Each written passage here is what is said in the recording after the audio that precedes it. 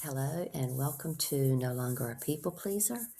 My name is Tina Rose, and I have been summoned to change the trajectory of your life by coming on to YouTube and sharing my story, sharing the ways and the places that I have healed from a childhood trauma that left so many scars. But I am the example then that we can heal from this. If I can do it, you can do it. And I'm always preaching about self-love. And I feel like that is the end game. That is the most important. And there are so many parts and crunchy pieces to it.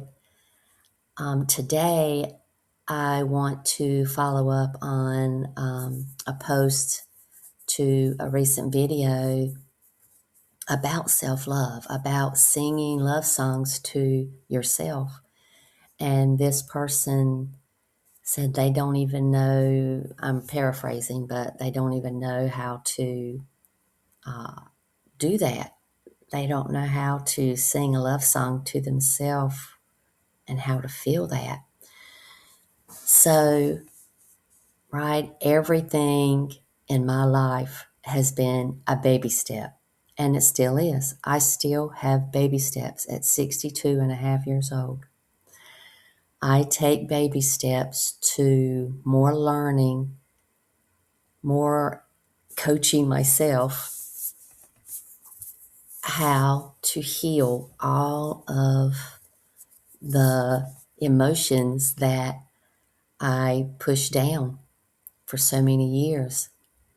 And what I want to say first is, or what I want to talk about most today, is about one way to love ourselves is to not avoid the triggers.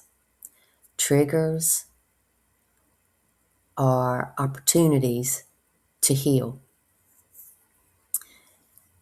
And the hard part, the first big step to understand about a trigger is that in adulthood, when you have a trigger, somebody does something or a situation occurs and you have a trigger, it's not about the other person.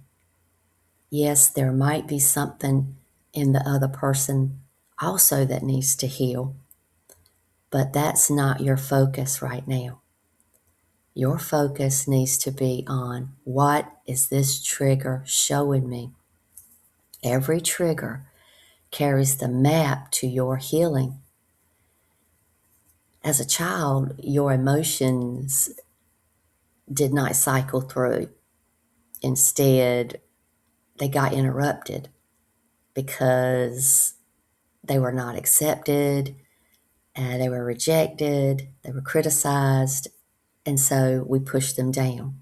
When they get pushed down, that's where the problem comes in.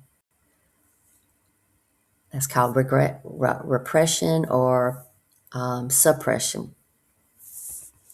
And that pain does not go away. It just gets pushed down and covered up with more pain that you push down and covered up, etc. Now you want to allow your emotions to complete that cycle. Feel it, release it. So that's a little bit what I'm going to talk about today. I will share an energy transmission at the end of this video for all of this. My guides strongly encourage me. Some days I don't feel like it, doing the energy transmission at the end, because I feel like just presenting the content has taken a lot of energy. But my guides are telling me that it's important for me to do the energy transmission at the end, even if it's a very short one. So, talking more about triggers. Triggers show us exactly where to love ourselves. trigger shows us where we still abandon ourselves, we still fear being seen, we still over-explain, we still over-adapt, we leak our energy and give our power away. These are the places and the times when we need to give ourselves love. And love, if someone is watching and they're not sure what love is, I define love as acceptance and respect. So keep it at that, right? Always come back to treating yourself the way you would treat a best friend, with acceptance and respect. Saying the kind things to yourself the same way you would say the kind things to your friend. One of your mantras for today's content, and if you're going to be practicing this area of self-love, is everything that happens does not happen to me, it happens for me. You want to get to a place where you honor the fact that your nervous system has developed these triggers as survival mechanisms. Triggers are a way for us to cope. It's the way we learn to cope as a little child with the rejection and the criticism and neglect. That's the way we learn to handle it. And our nervous system upholds that practice. It brings up that trigger saying, oh no, here we go again. We need to be safe. We need to protect ourselves. But what I want to encourage you today is to let's learn a new way to protect ourselves. And it's around self-love. So I want to tell a little story about a practical example. I need things in practical terms, and so maybe there's other people out there like me who need things in practical terms. A practical story of everything that I've talked about and how we can look at our triggers a different way and use them a different way to help us heal. Let's say I was at work and I see a situation where someone is triggered by another person. Maybe it's a manager or a supervisor, or maybe it's just a coworker. It doesn't matter. But the things in other people that need to be healed is what mirrors what needs to be healed inside of us. So this manager or this other person starts asking questions to someone I'm observing, and they're like, the manager is saying like, what are you doing? Why are you doing it that way? And so that person is triggered, right? It brings up old shame of being criticized, making a mistake, being made fun of for making a mistake, or being made fun of for speaking your truth and wanting to express yourself and not being accepted. So this trigger comes up, right? And you're at work and you're not very practiced at healing from your triggers. Not yet, but you're going to be. So it's hard for you to, in that moment, to stop and start analyzing your trigger and saying, okay, I'm going to choose a new way of doing this and not react in the old pattern, the old way of behaving. You can't do that yet. So what you want to do, you want to get through that the best way you can. I can tell you a bunch of things to do, but if you're not used to healing a trigger, you won't be able to do it in that moment. But one thing that can help you a little bit is to know that that person's way of communicating is in itself not healthy, and they learned it from their own childhood trauma. So you want to be able to focus on your healing right now. I mean, you're not ever out to try and fix someone else. It's always about healing, not fixing you, but healing you, because we don't want to say or even ask ourselves, what's wrong with me? We don't want to go there. It's all about healing something that you were courageous and found a way as a young child to move through in the only way, the best way you knew how at that time. So every trigger is a choice point, and that's where you are right now. That's where that person was in that trigger, in that moment at work. And they freeze. Most of the time, they might fawn and start people pleasing, making the other person comfortable. But what I encourage you to see in every trigger, there is a choice point, and you get to choose. The choice will be easier as you practice this more and more. At first, it's going to be hard.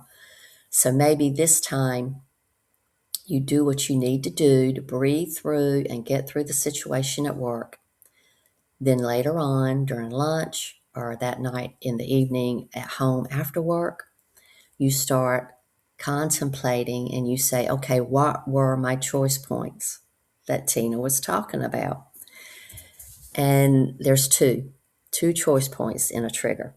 You can react the same old way in your old behavior pattern, or you can respond in a new healing way with self-love.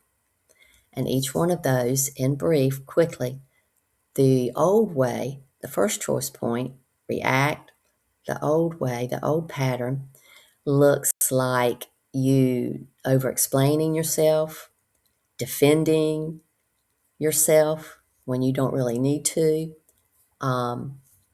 or an old reaction would be making another person feel comfortable. That's the people pleaser in some of us.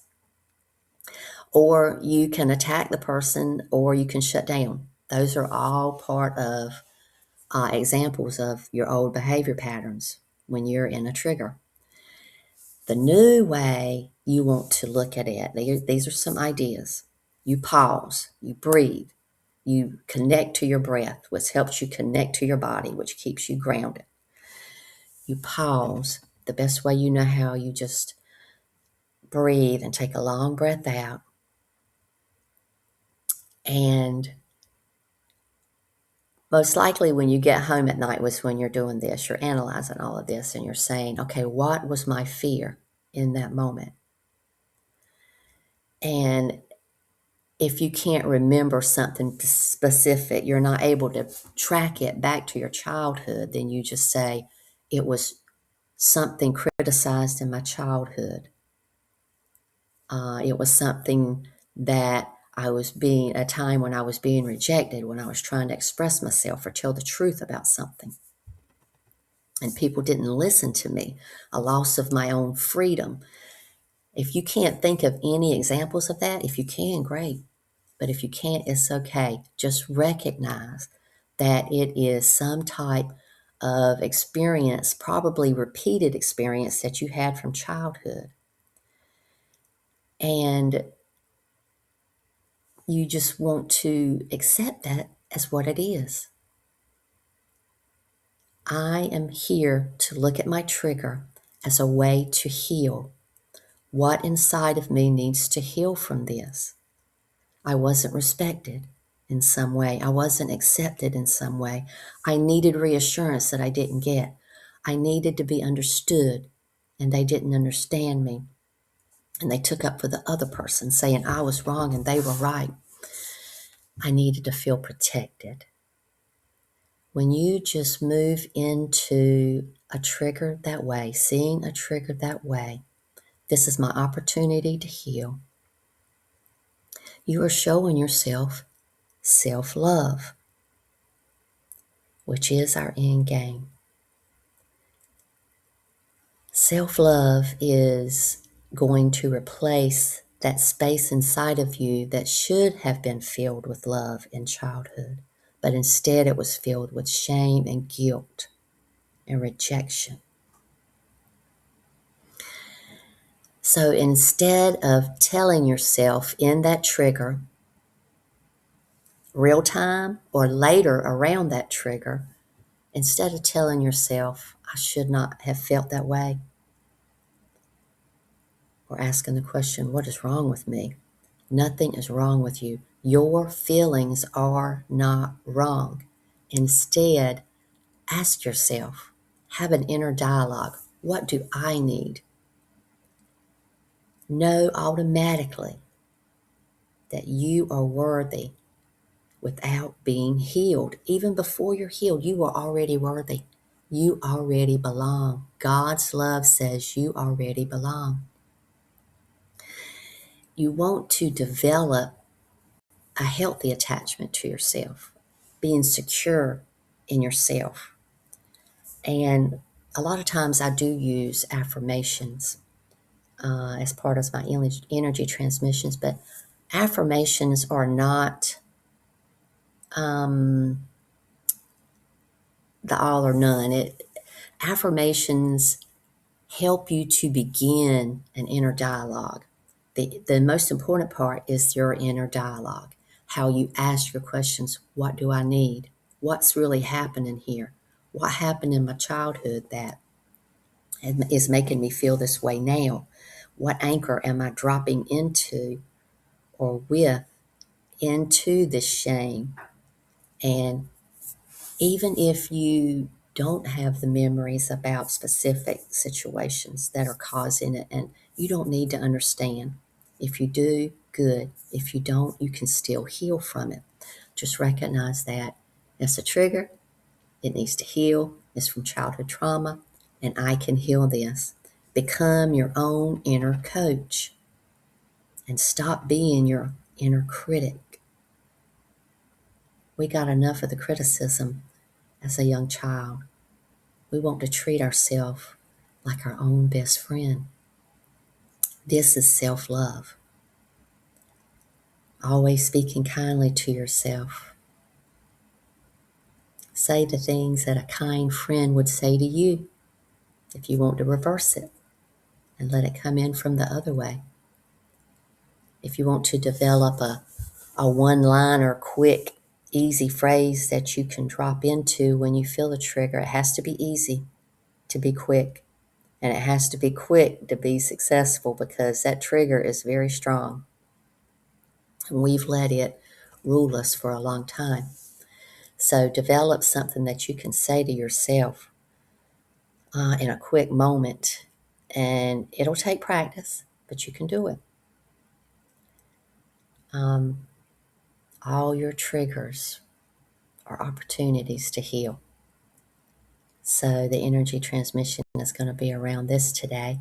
Go ahead and get into your comfortable position, and I will gladly, I'm feeling a twinge of emotion. I will gladly allow the energy transmission to flow through me to be received by anyone who is open to receive. And the energy healing begins now. And know that as this energy healing is flowing through me from source, from love, that all our guides, our highest consciousness, is honoring us and loving us through our healing, through every moment of every trigger that we have.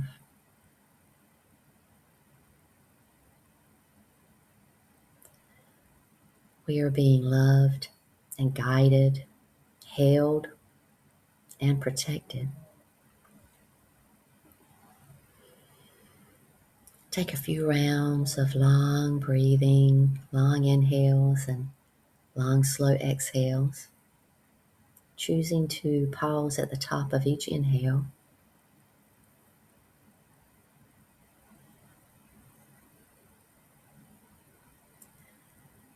Know that there is a neurological connection between a long out breath and simply feeling a little bit better in your body.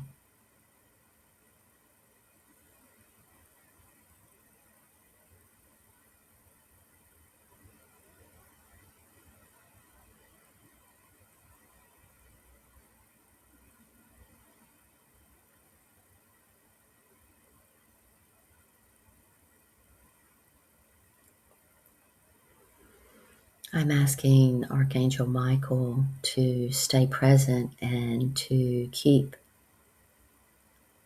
only high frequency energies in this transmission. And this energy transmission is timeless. It finds you exactly at the best time for you to receive it. So if you see it, chances are most likely that you need it and that you can use it to heal a trigger that you recently had or that you frequently have.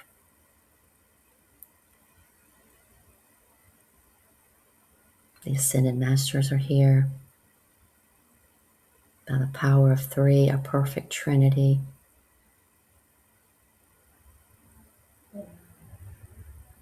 Yeshua, healer, teacher, and friend.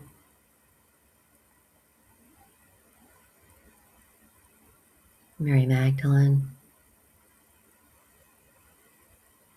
mentor and friend. And Mother Mary, Divine Mother, divine love, compassion, and best friend.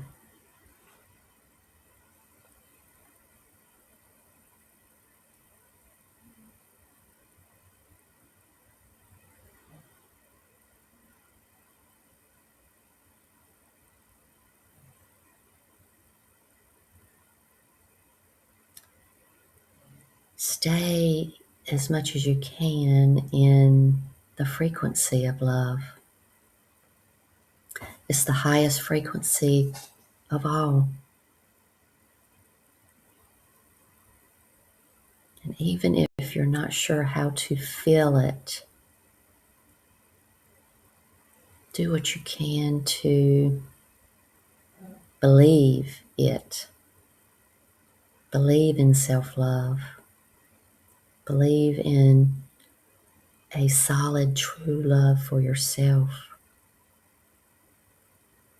And that everything is happening for you. Everything is happening for your healing. Every trigger is for your healing.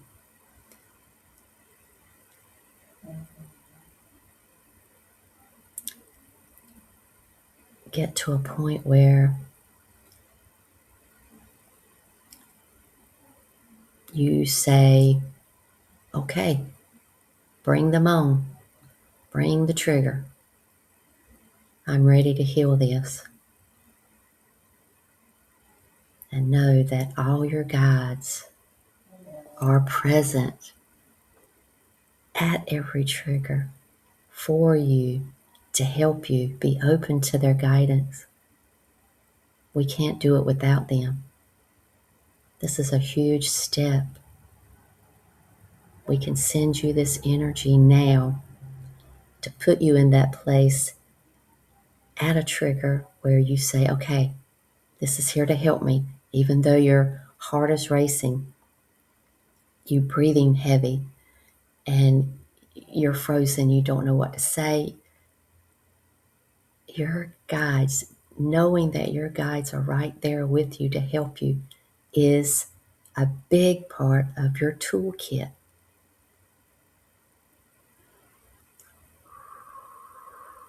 They love you so much. And they're going to do everything you need to get you to a place of healing. And give them permission. Give them permission to provide you with the guidance. Permission to step in and intervene as you need it, as you need them to. You can heal, and you will heal at some point. That's what every path is, a path to healing. And every trigger carries the map of your path.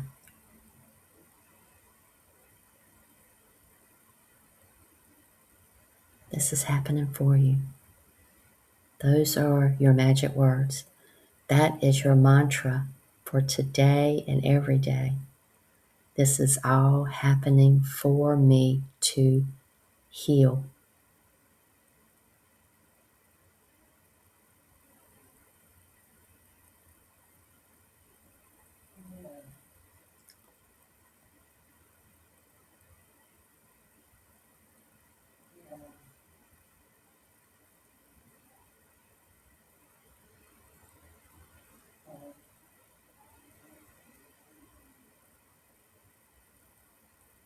Give yourself the understanding you've always wanted.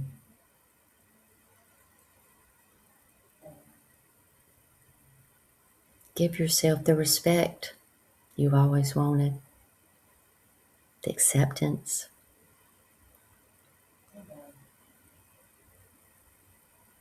Ask your guides to show you the truth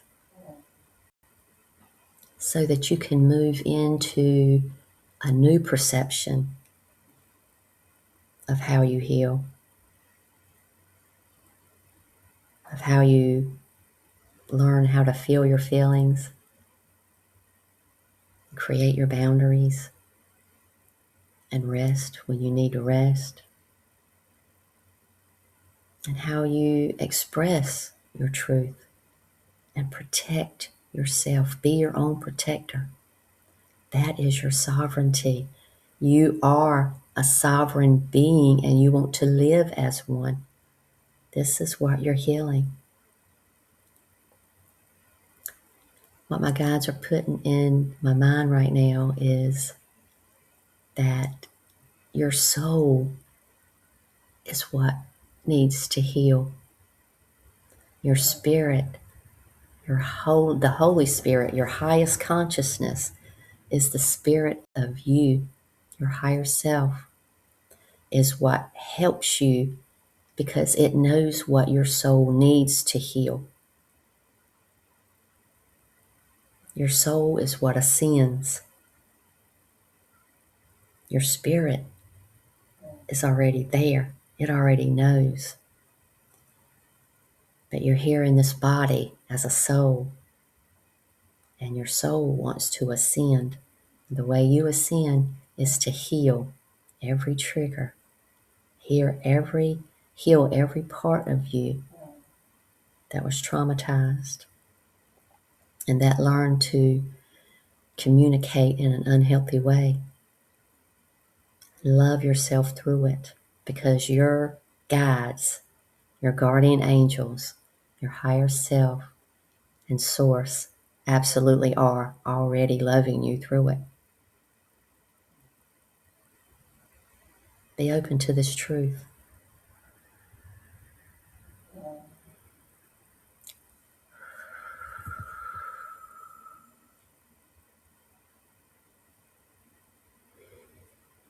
We love you.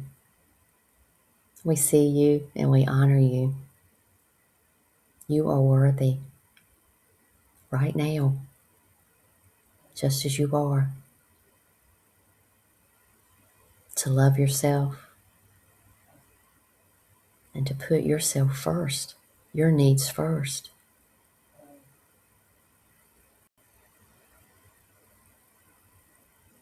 Blessed be.